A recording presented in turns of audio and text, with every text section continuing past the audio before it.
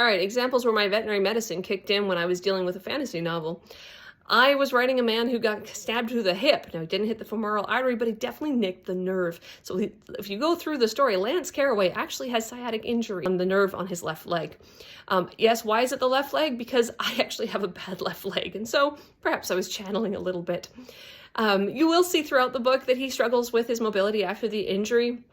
He's actually given a brace when we're back to one of my favorite characters, Cutter Derek, who understands enough about physiology to know that he's got to be able to move that leg or it's going to be a problem. Use it or lose it kind of concepts. Your circulation is affected if you don't actually use the limb. Further, your muscles will atrophy spectacularly quickly.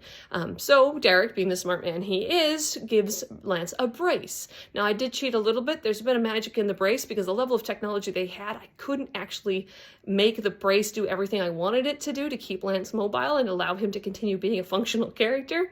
But he does use a hinged brace that is somewhat enchanted to be triggered into different positions so that he can, as an example, ride a horse. So it did play a role, knowing where the nerves ran, knowing where the vessels were, how I could do a wound to the hip that would not actually require an immediate amputation in this particular world.